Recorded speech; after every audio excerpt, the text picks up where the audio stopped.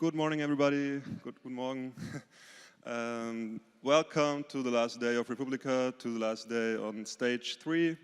Today we're looking again for a very interesting day. We have a lot of discussions and panels regarding the sphere of internet and politics and society. So today's session starts already with a very nice expert panel with the topic responding effectively to digital emergencies and human rights violations online. We will have 60 minutes to discuss, and Ben Wagner, who will make the moderation, already told me that it's totally okay if you have any questions during the monologues or something to just ask, because the topic is a very broad topic, so maybe there will be some basic questions. You can just raise your hands and we will get you the mic and you can ask. And yeah, I hope it will be a fruitful discussion. Have fun. Thank you, and thank you for coming despite the parties last night and the difficulty of getting to Republica at 10 in the morning. I realize it's a struggle to be here, especially including coffee. And so I'm grateful. There will be free coffee here afterwards, so if you'd like to tell anybody else to come in, that'll clearly fill up the stage. We have a fantastic panel here, I think, from all areas of digital emergencies that you can imagine. And of course, the title itself, when I first suggested that the people come here, they were all like, digital emergencies? What? So the topic itself is one of both contention and different meanings. And I think it's important to see that there's a very broad scope of things happening here. So this may also mean that in between you'll be hearing things that are from different areas, some of which you know about, some of which you've never heard about, some of which are very different. And as a result of that, just feel free to raise your hand at any point, to wave, to jump up and down, to shout at me, whatever, and then you can happily ask a question and get involved. So on my very far left, we have Stephanie Hankey from Tactical Tech. Then a little bit closer to me, we have Fieke Jansen from Hivos.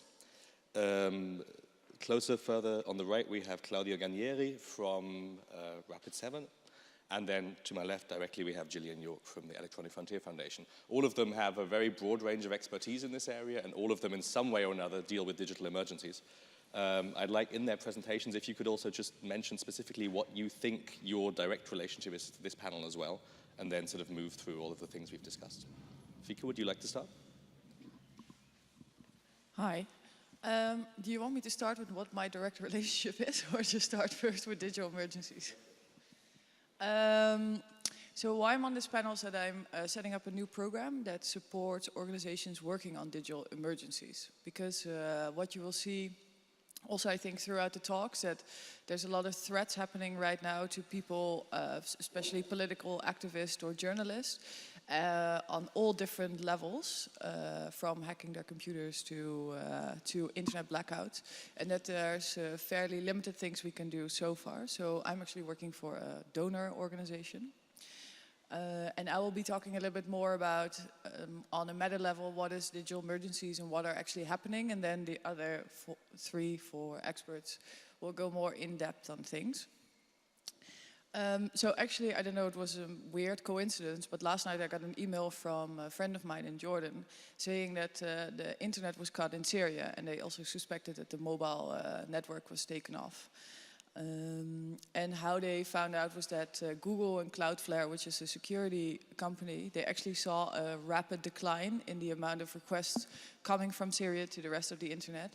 And it really went from something to zero, so in 15 minutes. So you saw a huge, well, not a spike, but a drop. And I think the question is this rare, and why, and what is it happening? Well, that the internet is turned off completely, it's quite rare. I think we had 2 separate events prior to last night. And one was Egypt, when Mubarak pulled on the internet kill switch. And one was about, I think it was December or January, when also in Syria, the internet was cut. So what we see is it has huge implications, because it leaves a country completely deprived of internet or mobile communication. And I think when people think of an internet or a mobile blackout, they're sort of forgetting that it also affects like the basic daily lives. If you are having a baby, or if you've broken a leg, you can't call emergency services, so nobody can come and actually help you, specifically when the mobile network are turned off, because in countries like Syria or Pakistan, there's very limited landline penetration. So mobile is very important in this one. And the reason why most governments won't take down the internet as a whole is because it has quite severe economic impacts on the country, because companies can also not function. But that doesn't mean we're not seeing other trends. I think governments and non-state actors around the world are more and more targeting mobile and internet connections. Not only by taking them off, but you have theft of laptops and mobile phones, for instance, of activists. This is happening quite often in Mexico. And the reason is independent journalists or activists who are critical of government, they have a lot of information stored on their mobile phones or their laptops, and it's usually not very highly protected.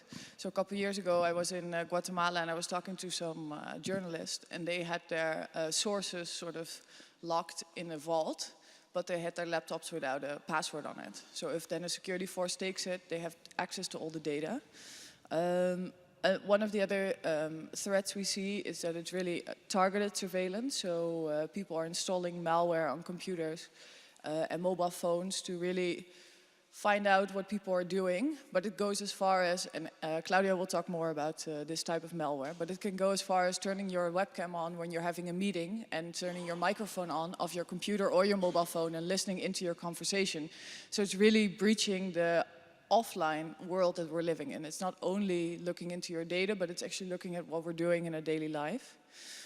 One of the threats, and it's something a lot of people are not thinking about, it's also breach of pseudonymity. So as HIVOS, we work with a lot of LGBT groups in Africa, and in Uganda there's a death penalty on it, and people are exposing them on Facebook for being a gay activist, which have severe implications. And what can you then do to help this person, because it's really a one-off exposure, and how can you then help them? So I think there's a whole range of threats going on, and there's different ways to mitigate them. One is by being preventative, so really starting before something has happened, because usually when a digital emergency happens, you're too late. So it's better to work prior to it, and I think Steph will be talking more about that. During the crisis, how can you respond to it? If there's a mobile blackout, are there other ways to form communication channels? We don't have an expert on this panel on that, but there are people working on seeing if together with your Wi-Fi of your phone, you can create your own network, and then if you link that up to a radio channel, you can communicate to other countries. And then after the crisis, there's also a lot of work that's being done. But I think the three others will go more in depth about it. Fantastic, thank you very much. Just before we move on, are there any questions for clarification, or was any of that unclear? Were you unsure of any of the terms that were used? Do you completely disagree? Not so far, that's good. Would you like to continue? I disagree with one point. There were actually 4 internet blackouts before Egypt, so I actually have a website about this, so I'll tell you later. Which countries shut down the internet.com, very creative. Yeah, so no, but I absolutely do agree with everything that Fika said on the subject.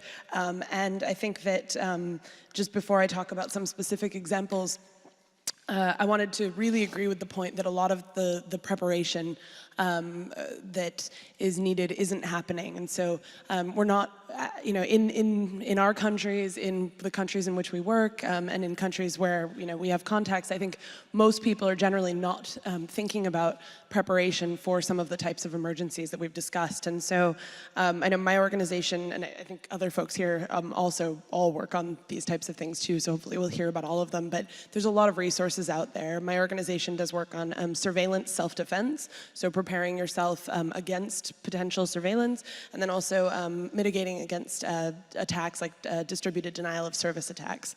But I'm going to talk about a couple of very specific examples just to give you kind of a range of the types of things that I do. So I'll start with the sort of least scary. Everyone remembers a little Facebook page called We Are All Khaled Said from Egypt, sort of, yeah? Not everyone, okay. So this was the Facebook page where people said, let's go out on the streets on January 25th, and they had 1 million responses, and people went out, and this was, the Facebook page was actually created in 2010 in response to the murder of Khaled Said at the hands of police in Alexandria. And this Facebook page had been around for a while, and in November of 2010, it suddenly went down. It was just taken offline. And through some other contacts, we heard that the reason it was taken offline was that it had been a terms of service violation on Facebook. And I thought, what could possibly be the terms of service violation? Like, I'd followed the site, you know? And it turned out that a person named Wael Konim, who has now become quite famous, had been anonymous on his Facebook, or pseudonymous rather. He'd been using a pseudonym on his Facebook account, and this meant that his Facebook account was then taken down. Now, this is not necessarily what you would think of as an emergency. Your Facebook page not being up may not be that important, right? But this happened to be during an election period, and it was intentionally sort of targeted by people who didn't agree with his views. And so this is something where, you know, if you, sure, yes, he violated the terms of service, perhaps unknowingly, but if you're in that sort of situation, what paths of recourse do you have? And so that's one way that, you know, that's one of the things that I do, is try to contact those companies and help people on the other end. And to give an example, which may actually seem a lot more like an emergency, there are some companies that have recognized that having an account on their services and being asked for the password to it by security services if you're arrested can get you in quite a bit of trouble. There have been lots of cases where security services, for example, in Tunisia, have infiltrated people's Facebook pages, kind of taken them over, etc. And so if you're arrested and you're using a social network and you're asked for your password or tortured for your password, that can obviously, you're probably going to hand over that password, and that can cause far more damage. And so one thing that some sites have been willing to do is kind of work with us on that, maybe take down the page in advance. Another example is when you, so that sort of thing happens to a lot of activists who are sort of accidental activists who don't realize that their Facebook page is going to cause them threat. But then you have more, I don't want to say professional activists, that sounds wrong, but experienced activists who are aware of the risks that they're taking, but who still want to put some sort of measure in place for an event like that. So I'll give an example where a Syrian activist named Razan Ghazawi, she's written about this and she's allowed me to use her name on this. A couple of years ago, she knew that she was under threat. This was, I think, November 2011. She was in Syria, and she knew that she was at risk. She contacted me and another friend, so had two different people, gave us a list, sent it encrypted, and gave us a list of her passwords on various social networks and instructions on what she wanted us to do in the event that she was arrested. The next day she was arrested, and so we knew that she wanted her Facebook account shut down, her blog kept up and used to update people about her situation, and her email, you know, she had left specific instructions on that as well. And so that was the type of thing where, you know, I thought through it afterward and sort of came up with some ideas for creating a contingency plan, which is something you may or may not want to do depending on your situation. And the last one, because I think I'm getting over time, is just there have also been more extreme examples, and this I'm sort of putting on, I wear a few different hats. I work at EFF, but I also work with an organization called Global Voices. And Global Voices has bloggers who write for the site located all over the world, and some of them do come under threat. And so we're beginning to, well, not beginning, but in the middle of thinking through how we can best support those people when they come under threat, whether that means helping them with technical means, helping them keep their website up during an emergency, or rather helping them to get out of the country. And this is something that very few organizations do. I mean, granted, there are some doing an excellent job of it, but it's not available on scale at this point. And so this is something that's a real challenge, I think. So I'll pass it on. Wonderful, thank you very much. Are there any questions or specific clarification points on this? I know there's lots of other experts in the audience, so if you'd like to weigh in on any of the points mentioned, you're more than welcome. If not, I realize that it's still very early in the morning for Republica, and I believe the next position may be a film, which may allow you to slightly more interactively see some of these things and also wake people up to feel more interested in participating. So yeah, before going into the video, a little bit of introduction on what I'm actually going to talk about. So I'm a security researcher, kind of outside of this space. I'm kind of the nerd of the group, I would say. I specialize in malware research and botnet research and threat research in general. And I've been doing that for lots of years in the commercial space. And until recently, I've been involved kind of incidentally in investigating and researching into the use of surveillance technologies all over the globe. Does any of you ever heard of FinFisher before? FinFisher, 1, 2, 3, 4, 5, 6. Okay, a few of them. Okay. So I've been involved into researching and investigating the nature of surveillance technology, including FinFisher, and exposing their use, on a global scale. And I published together with other researchers through Citizen Lab a collection of researches that you can go online and find into more details on what it actually does and how it's being used. And I'm going to talk about a little bit into that later. I actually have 3 copies of that research if you guys going to pick it up or, I don't know, distribute it some way. You can find everything there. But since most of you actually don't know FinFisher, I'm going to show a very short introduction video that will give you kind of an idea of what we're talking about. What is surveillance malware? What kind of capabilities it has, and what relevance it had on, on everyone's life and civil society and activists in general.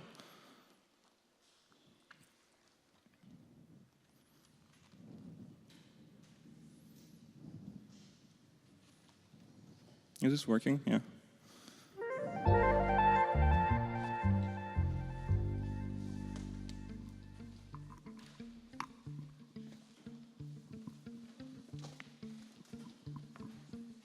FinSpy is a commercial hacking tool. It gets into people's computers. Gamma Group sell this to law enforcement, spy agencies around the world. And what we found by being able to take a closer look inside the guts of it is that it operates pretty much as advertised. It can listen to your Skype calls, it can intercept your emails. It's there to take over your computer secretly from the inside and broadcast all of the contents that it wants. If it decides, I'm going to turn the microphone on, it's going to do that. And it broadcasts it back to these operating centers that are listening in and recording every bit of data and storing it. The FinSpy spyware product is produced in Germany, and it's become a political issue, partly because the same sort of products were being used domestically by law enforcement in Germany, and now that it's come out that they're exporting a similar type, there's a real conflict between people who are supporting the industry of Germany and their need to sell stuff, and those who think that human rights concerns should hold sway. A lot of the human rights activists have voiced concerns about how this is being used, who it's being used against. Once it's sold, it's in the hands of whatever country, whatever government, whatever spy agency it's in the hands of. So the human rights activists and a lot of politicians in Europe now, where this is exported from, are calling for restrictions on how it gets exported. After revelations in the last year about FinSpy and this German software being used in countries like Bahrain and pitching it in Egypt, there has been a little public pressure after the UK launched an initiative to have export restrictions for spying software like that. The German foreign minister also said, oh yeah, they're part of the sanctions that we'll use against countries like Iran and Syria. But we think that's not enough to have a blacklist of countries that include export restrictions for such software in their sanctions. We should treat the software like weapons and restrict the export of such software in any country that is known for violating human rights.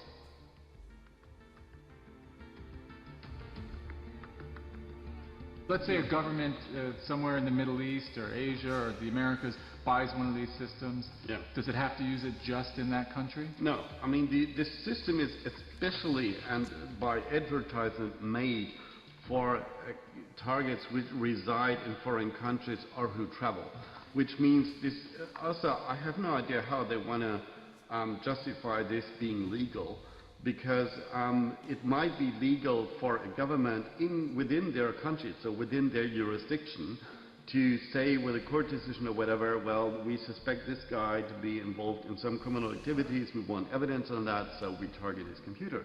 But the moment he travels, he is already, like in other jurisdictions where this might be totally illegal to spy on his computer. And also, the way it is made is not exactly for controlling who uses the computer. So they do advertise, for example, that you can pre-install the tool in an internet cafe on each and every machine. So when the people use Skype to make their phone calls, they can listen to all the phone calls. And I have no idea, because this is not the normal sense of lawful interception, where a court decides someone is a suspect. This is like a strategic approach, intercept them all, and then sort out later who's of interest for us now or later.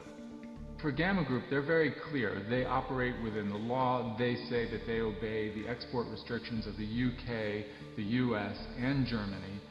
They say that the system itself has built-in controls that are good for making sure that it tracks any changes. If they listen to a Skype call and if someone tries to edit that to make some funny business with what's in it, there will be a record of which seconds were edited out and which agent did that. So their position is they're acting within the law, and that what they do as far as the world of hacking goes is one of the most responsible products if you're in the business of intruding on people's computers.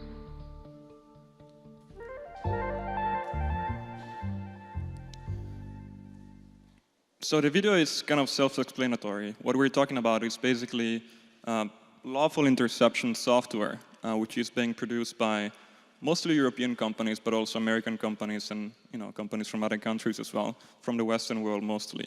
And these are sold, generally speaking, to law enforcement agencies and other government agencies of pretty much every country in the world. And they should be, in theory, being used for criminal investigations, organized crime, terrorism, and so on. What the research that we've published and covered was that it's not completely true. It's obviously being used for those meanings as well, but it's also being abused or used in other ways in other countries where it's probably not supposed to be used. Some of the features that these technologies have are kind of listed. Actually, I think this was taken from documentation of FinFisher itself. So you can see that it pretty much can do anything, and bypass antivirus software, covert communication, full Skype monitoring, intercepting Skype calls, intercepting instant messaging, stealing credentials for Gmail and Yahoo Mail and so on. It can do live surveillance through using the webcam and the microphone, so basically environmental surveillance. It can, steal files, drop files, install keyloggers to get the actual keystrokes from the user, and do live remote forensics and all those sorts of things. It's being produced for all operating system, Windows, Mac OS X, Linux, and we also found instances of these products for iOS, Symbian, Android, and Windows Mobile as well. So it's very invasive technology. I mean, it's technology that it's particularly invasive for an individual privacy, and in some situations, such as the ones that I'm going to show you in a second, even for the safety of individuals under specific social and political circumstances. So what basically we uncovered was that, I don't know if you can see this properly, but it all started last year. Basically, a Bahraini activist realized there was something dodgy going on with her computer, and she received some fishy emails. She started realizing there was something suspicious with them, and then I got in contact with other researchers, and from digging into the computer of the victim, basically, we realized that it was actually FinFisher.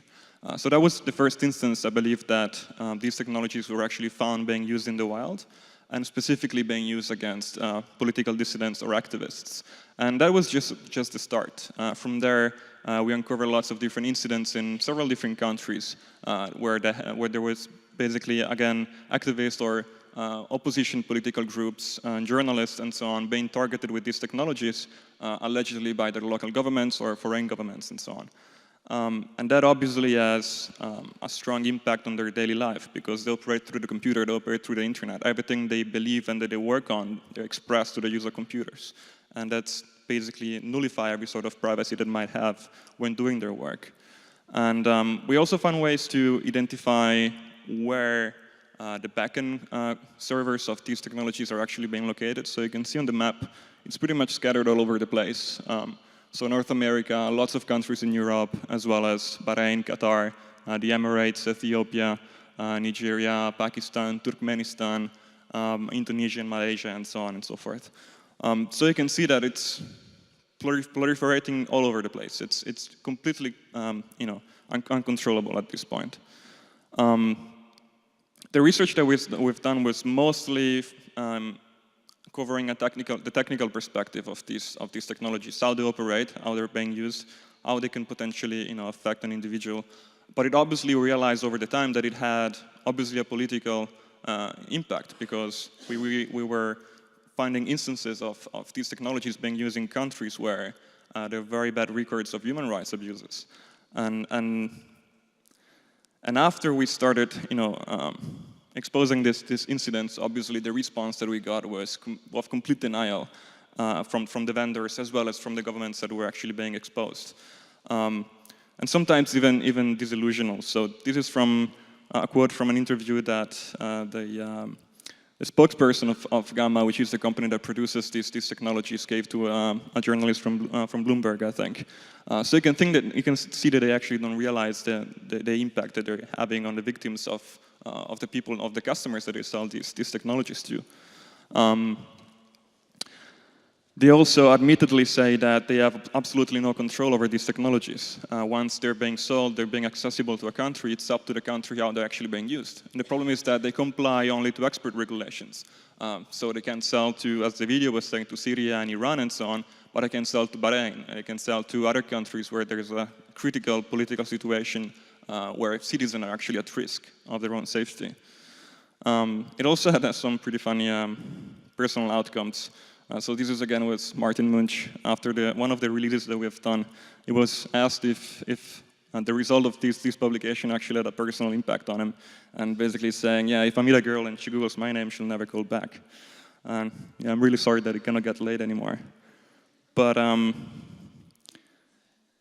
the response, after there's been pressure to the media, they also started saying, okay, we're going to change things. He's been saying, okay, we're going to adopt a human rights officer position to take care of these situations. And this was a positive move forward if he wasn't going to appoint him himself, especially after, below in the interview, he actually gives a comment like this, saying that, police does their job, no matter who the actual target is. So I hope that this kind of gives you an idea of why this is a critical emergency for individuals all over the globe. I mean, it's not something localized in civilized countries, it's something localized pretty much everywhere, and that involves everyone. But we're talking about here in this panel on how to respond to this incident. So I'm going to try to give kind of my perspective on these things very, very briefly, because I think I'm running out as well. I would like to be able to give an answer on how you can actually respond to these incidents, but the reality is that I can't. The reason is that it's very difficult to challenge surveillance, especially to this level and to this deepness, as long as we operate on the internet as the adversaries, which in some cases might be local governments, in other cases it might be foreign governments or even corporations against investigative journalists. It's very difficult to challenge that if we keep operating as they expect us to. They have lots of resources. These technologies get sold for hundreds of thousands of euros. They have this money at their disposal. They have the resources to research and identify and weaponize unknown vulnerabilities in applications and operating systems. They can buy exploits from third-party vendors. They can have the resources to evade security mechanisms that security vendors like my company and other companies provide. And they can, even in some situations, silently and transparently interfere with network activity. And in some cases, even security-savvy people could find problematic to identify and respond to these situations. But there are some few things that we can actually do, at least to make the situation a little bit better. In the security industry, there is a fundamental concept, in the commercial security industry, of course, there's a fundamental concept of trying to minimize the risk of compromise by making it more expensive for the attackers to be successful. And in the security space, so in our commercial organizations and government agencies, that basically translates into having a multiple layer of defenses. Network defense, workstation defense, different products, different technologies in place that basically should create more and more obstacles for an attacker to be successful in compromising in the end and fulfilling its goals. We can achieve something like that as well in the civil society. And I think that could be done in two main steps. The first one is keep researching and understanding how these technologies work, how these adversaries basically operate, and trying to keep up to date on what we're actually facing. If we don't understand deeply what we're actually trying to protect the people from, the activists and dissidents and journalists from, we cannot effectively do it realistically. And then secondly, we have to stop operating on the internet as they expect us to do. Once we know and realize how they actually operate and how they actually expect us to be compromised and infected or tracked in other ways, we have to change that. We have to be dynamic and flexible. And that's not an easy thing. There's lots of groups like the ones from this panel that advocate and train people on using cryptography and using security tools and so on. But that's quite not enough, because in lots of cases, these technologies actually don't help when there's this type of surveillance and this type of technologies which are so invasive and transparent. What we need to do is start to adopt alternative technologies. Stop using Internet Explorer and use Google Chrome. Not use Windows and use Linux. Stop use Microsoft Word and use OpenOffice or something similar. We need to start using disposable hardware and use virtualization to isolate critical applications. And that's something really complicated, but if we want to get to a stage where we actually want to provide some sort of guarantee that they can operate safely on the internet, these are steps that need to be taken. When these countermeasures actually do not work or they're not in place, then we need to be prepared to respond to these things. And the security industry has been developing capabilities and procedures to do this pretty effectively. The problem is that these capabilities, generally speaking, are available only to commercial organizations and big corporations and government agencies as well. Civil society has a kind of a lack of these capabilities. And that should probably change. So I actually hope that the security industry will start moving forward to serve also society and individuals. But we can do something as well. I mean, it's very, very difficult, as I say. And we're trying to address an issue that is on a global scale. We're trying to handle people in critical condition in different geographical, political, economical, and social situations. And that doesn't really help. If in the case of these incidents, for example, if we want to respond to these things, there's different things that have to happen in order to be successful. The first thing is that the victim actually have to realize that something wrong going on with his computer or with his network or whatever, and that's not trivial. I mean, that's something that most likely will have to involve a security expert to identify. After this actually happen, he has to know who to contact and who to go to ask for help and to ask for expertise to fix this issue. And that might not be trivial either. Third thing, when actually able to communicate with this organization individuals that might be able to help them, there is the infrastructure issue that comes in.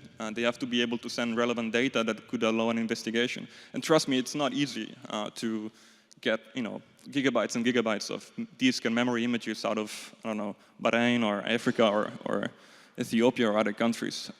It's very, very complicated. And by our own experience, that's not really scalable at all. And when even this happens, obviously the contacts that are jumping into this situation have to have the technical expertise to handle these things. And I would actually like to hear what's their opinion of the other panelists. But I feel that coming from a security space, that doesn't really happen a lot.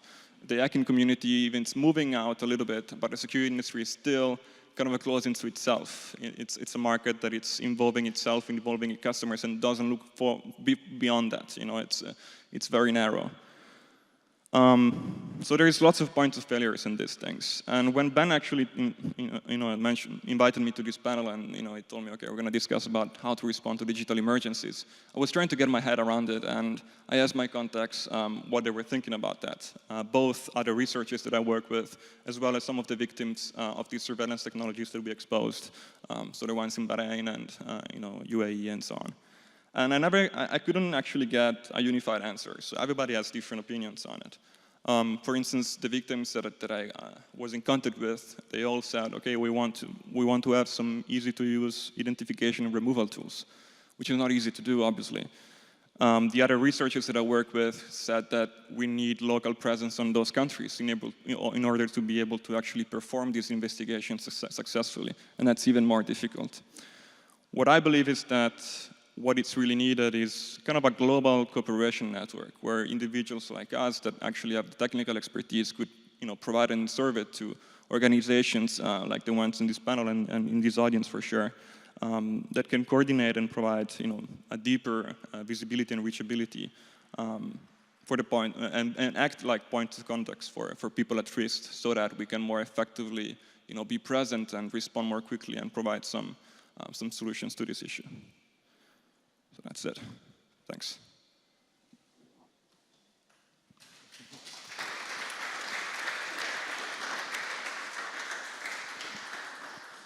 Okay, thank you very much. I realize that was quite a technical way of looking at those issues, although they were very important institutional issues as well.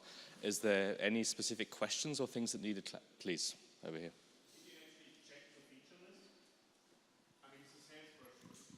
Sorry, say again? Yeah, it's actually pretty accurate. Almost all of the things that they actually mention in the features list is true. Yeah. Thanks. Any other questions in the room?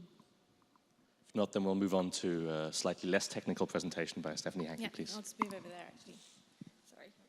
Thanks. So the good thing about going last is we have more people. The bad thing, after the talks we already had, is that, what does that lead me to say? Let's see. So I'm from an organization called Tactical Tech, and we work more on the training and capacity building side and developing materials to help people do self-learning. So it's a slightly different perspective than you've heard from the other speakers. So I'd like to start by inviting you to imagine what it's like to get an emergency response call for an organization like ours.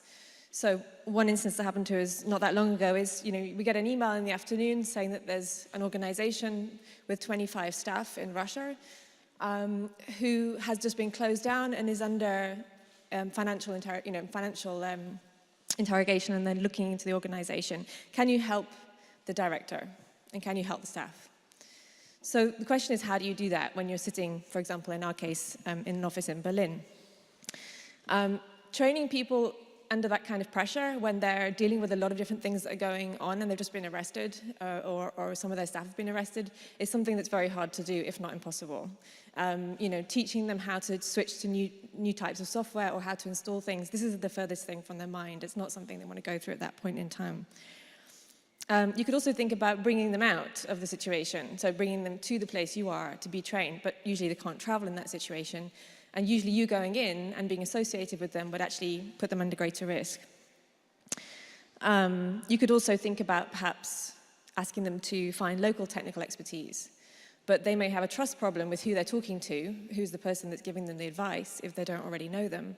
And then they may also have a problem with the people giving them advice, that by association, by training them at that point or by giving them technical support, they themselves get into trouble.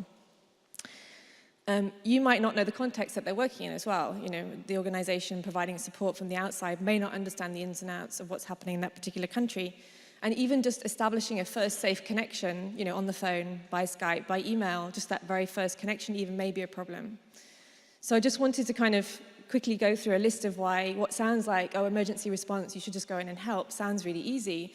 But when you're actually trying to transfer skills under those kinds of circumstances, it's very, very difficult, if not impossible.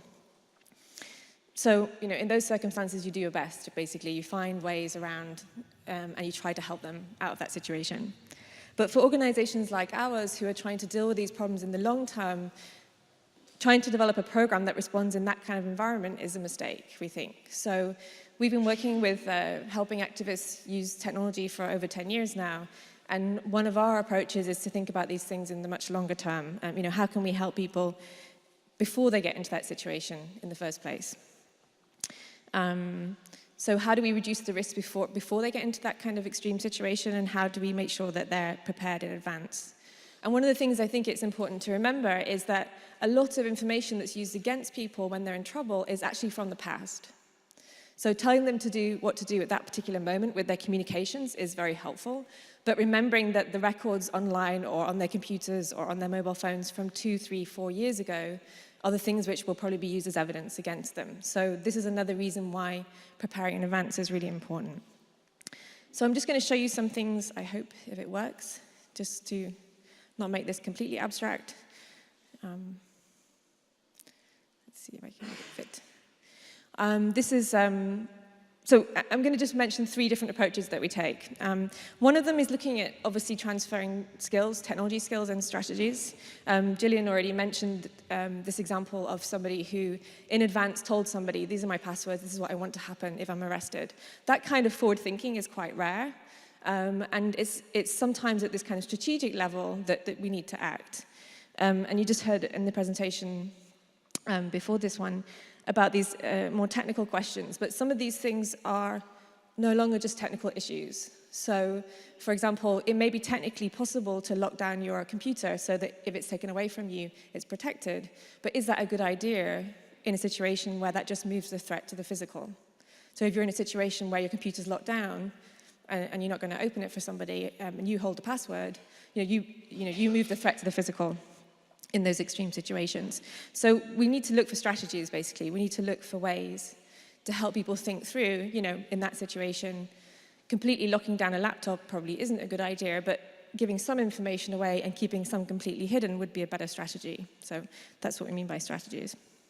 And this is just an image from a toolkit that we have called Security in a Box, which is essentially looking at different kinds of technical solutions for some of these problems. But increasingly, I think that, sorry, I'm having an issue now with this.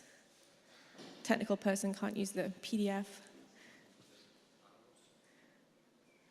This one, no. Thank you. Too busy concentrating on what I'm saying. So anyway, thank you. Some of the other levels is about the user choices that people are making. So how can we help people think about not necessarily technical problems, but also the information that they're giving away in the first place? And this is a project that we are involved in called Me and My Shadow, which is helping people think about the digital traces that they're leaving online. And one of the reasons I'm showing this is because talking to people about security and technology, as I can also see from some of your faces, is quite dull. So finding ways to talk about this in an engaging and interesting way that brings people into the question can be really useful. And so in this project, we look at the question of how can we bring to life these issues in a less technical way and in a less overwhelming way.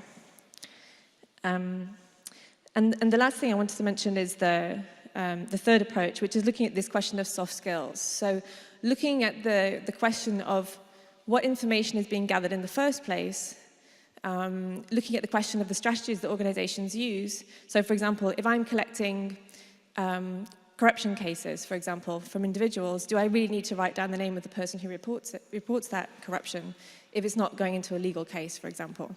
So how can we help organizations think about the question of what data they're collecting in the first place, knowing that at some time in the future, this may be an issue for them too? I guess I'm going to cut this short by just saying one more thing. In this case, I think it might be useful to bring up in this context, is this a European problem or not? Because I think we're all sitting here in Berlin, many of us are not from these countries, perhaps don't even work in these environments. And I think one of the questions is, what does this have to do with people working in Europe? A lot of the work we do is also with intermediaries. So these are funders or organizations, international organizations based in Europe or North America, who are providing support to these types of organizations. So just by being in touch sometimes by some of these organizations, or by being a funder who transfers money to some of these organizations, or by traveling to those countries and working with these people, you're often exposing networks and exposing people. And there's not enough responsibility taken by those who have the luxury of living and working in London or Amsterdam or Berlin or any of these places, and don't have to worry about their own physical and digital security. But they are, by association, often putting other people in danger. So some of the European organizations working to support activists worldwide and journalists really need to think harder about their own digital security practices. I think you've already heard mentioned before about European technology companies.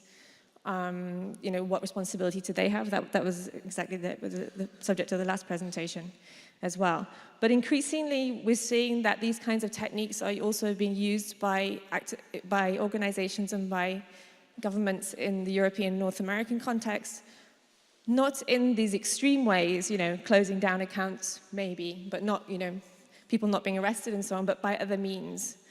And I think we need to be realistic about the fact that there's an increase in activities to discredit activists who challenge the status quo or who act differently.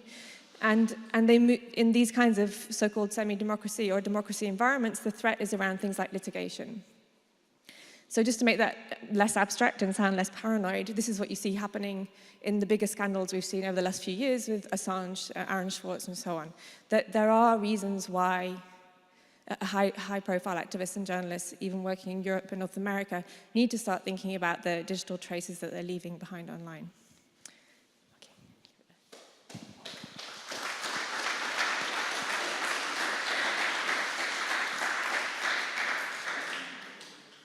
Fantastic. Thank you very much for that wonderful presentation. Since we have several interesting people in the audience, we've talked a lot about sort of European technology companies, but also German technology companies.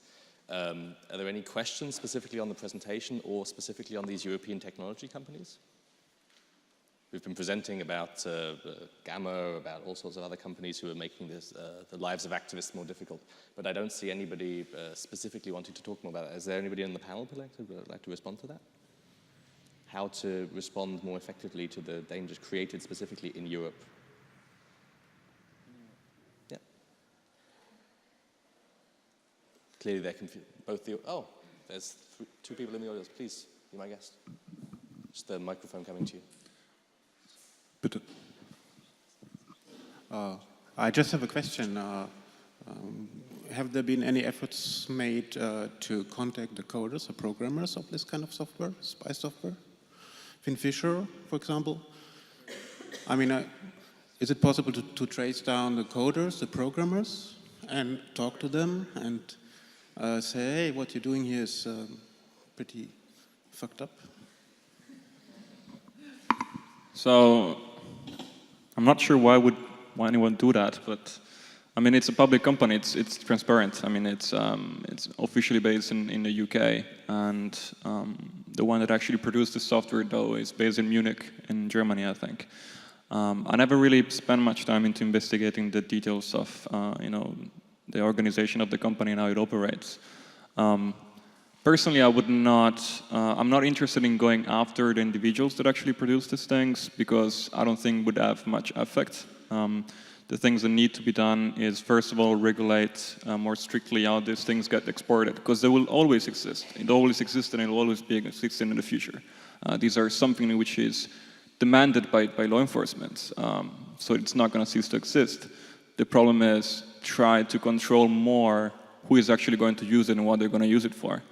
And therefore, I'm not sure whether tracking down the programmers would be much effective in that sense. Thank you. There's another question in the back, I believe. Yeah. Hi. I've got a question about rumors and about interest behind those companies selling Finn Fisher products like that. There are rumors that not only the economy, for example, if you take Germany, not only German economy and the German Ministry for Economy is interested in Gamma selling or Siemens selling this kind of software, but also secret services and to attain information of the countries they're selling this software to. I mean, I only hear this like rumors. I just wanted to ask if you hear this too, and if you could say anything about that, if you know if that really affects the distribution, because then we do not only have to deal with interests from the economy, then probably, but also probably security interests of our countries to sell this kind of Trojans. Yeah, thanks. Well, I think, I'm not sure if I got your question completely because the microphone is echoing quite a bit. But since last Thursday, in the Netherlands, there's been a proposed law by our Ministry of Justice and Security that they will also be able to install viruses in computers of terrorists and child pornographers, which is basically the same as what Iran or Bahrain or other governments are doing with Finn Fisher. So I think a lot of security agencies are already using it. The only thing is that within, I think, the European context, they have to have a court order signed to be able to use it. Yeah, I'm also not sure. This room has some pretty bad noise issues. I'm also not sure I understood completely, but I mean, in the US, we recently had, I can't remember which state it was in, but a police force try to get authorization from a judge to use Finn Fisher. And in that case, the judge turned it down, thankfully, but that's the sort of thing, that's the sort of thinking that's going on. I mean, in the US, we've had our own problems with the NSA spying on millions of AT&T customers, completely warrantless, and the Obama administration has done nothing except stamp big black lines all over any type of freedom of information request on that. So if you think that surveillance is something that happens in Iran and Syria, no, it's something that happens in probably all of our countries. I don't know where everyone's from. But I think, this is far beyond rumor at this point. This is something that affects people that we know, and not just outside of our countries. And just a quick follow-up question to Fika as well, because I'm not sure it was quite clear. This law is a Dutch law and it's only relevant in the Netherlands, or how does that? Oh, no. Please explain. Well, we still have 3 months to sort of kick it out, to have enough Congress members to vote no to it. No, it can actually also be deployed to the exterior. So it's not only national law, but it's sort of also conflicting with international law.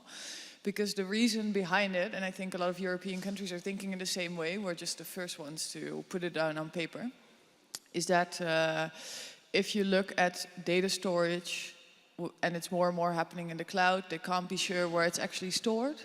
And then if certain things are, encrypted, or certain things are very negative, we had a big case in Amsterdam with a child pornography network.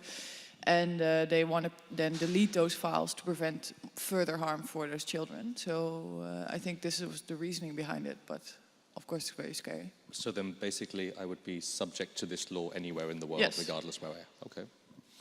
Maybe I should be nicer to Dutch people in future. Are there any further questions? Please, Hauke. So yeah, my name is Hauke and I do work for Reporters Without Borders here in Germany, and we're also working on this kind of surveillance technology. And maybe to your question of trying to contact those people, so there's one thing, it's called Bugged Planet. It's a very good glossary basically of all the stuff being there. And they have the private address of some of the developers or maintainers. So I don't think that, that this is unproblematic. But to add to that, I've been in contact with Martin Münch once or twice from Gamma. And if you talk to him, he says, basically it is to hunt down criminals and it's a good thing and we are not killing anyone and this is not mass surveillance. And so I don't think it helps really, because those people, they sit there and say, okay, well, this is a good thing and we help fight bad people. And also, after we put out a report earlier this year about the enemies of the internet, the guys from Trovicor said, we build relational databases, which is kind of true, but only, of course, a small part of it. So I don't think they really have the mindset to see this is a problem. And so we have to keep pushing the public so that they have to respond to media inquiries and state why they're doing this and why it's not problematic in their view. Just because the panel's coming to an end, if there are any quick responses to that, very briefly? Okay. I'd just like to also ask the panelists before we close for one last response, which is specifically, if I'm in a situation of a digital emergency or I'm trying to prepare for a digital emergency, what should I do? Who should I contact? And just very briefly from each of you, so we have a clear message coming out of this, what should be done in the situation of a digital emergency from your perspective? You want to answer it first? Can I comment quickly? Well, I'm not too sure about that. I mean, I'm sure that some of them have good intentions on developing and selling these things, but I also think that they have, in lots of situations, they might be very opportunistic in how they handle their market and how they handle their sales, because they clearly, know that those things get access to people that use it in, wrong ways against wrong people. And we've been publishing details and data that actually support these claims. And the result has always been denial and, sometimes even mocking our results. The problem is that we expose things with data and transparency, and they don't. And that makes me think that might not exactly be true that they have the best mindset on how they produce these things. But that's my personal opinion, so, yeah. And then one more comment is that I think these sort of specific surveillance companies I wonder to what extent they're actually you can impact them with public pressure, because they're usually not dependent on consumers to buy things, and the public pressure should actually be directed towards the legislators, because they can put pressure on these companies because they're on their territory. Yeah. So about Ben's last question. About what to do if something like this happens. I think what we're seeing increasingly when people don't know what to do is that they just stop using technology.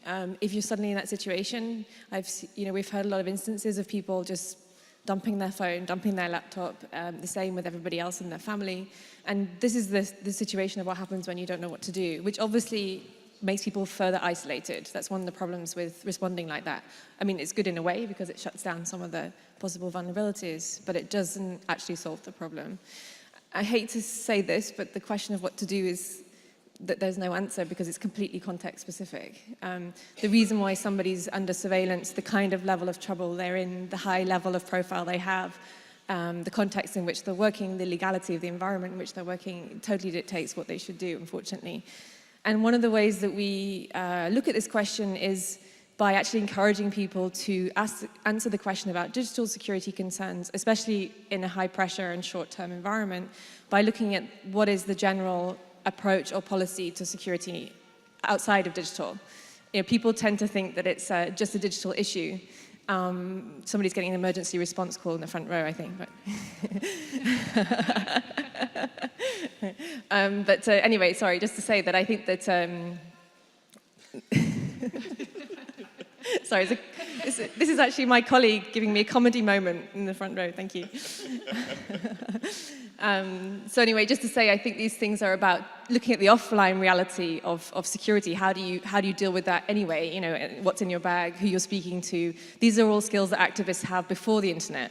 And the truth is, I'm not underestimating the problem. Many of the problems are about the risks that people don't know they're taking. But in extreme situations where you don't know where to look for help, we often try to get people to use the same strategies that they're using offline and think about their approaches to online. And to comment to the fact of Steph that when people in an emergency, one of the reactions is to stop using technology. The other response is, especially when, for instance, journalists or activists are thinking that their laptops or mobile phones are infected, they sort of don't know what to do and they continue what they're doing.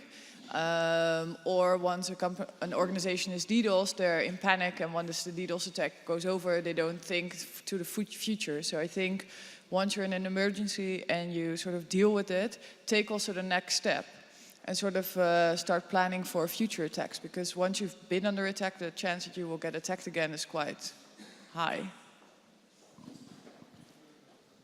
Yeah, just a quick comment. I actually agree with Stephanie, and especially in the case of surveillance technologies and spywares, like the one that we've talked about, I'm always very reluctant when I've faced myself in the situation where I have to help someone out on, disinfecting and responding to these situations, because of the fact that they're in such a heavy surveillance state and such a, close monitoring from their adversary. In some situations, it might be even expose them even more, because if they realize that, while being monitored, they actually go out and contact someone, and the operator of their surveillance technology actually understand that they got discovered and they're trying to remediate to that, it could be even more problematic to their safety.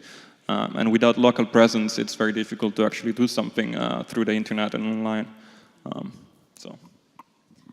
There's a lot that's been said, and I know we've got to leave. So I guess the one thing that I think, in terms of things that you can do with public pressure, I think Fika's right that you can't really pressure a lot of these surveillance building companies effectively. But who you can pressure is social networks, and a lot of them are not doing enough to protect their users. And so I'm talking about your Facebook, your Google, your Twitter, et cetera, et cetera.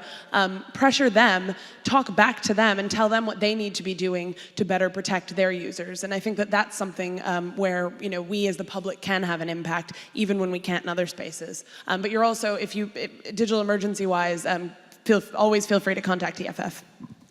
Wonderful, thank you very much. I believe there's no time for further questions, so I'd just like to thank you very much for coming and spread the word. There's a lot more that needs to be done, both towards companies and towards governments in Europe. So thank you for your time.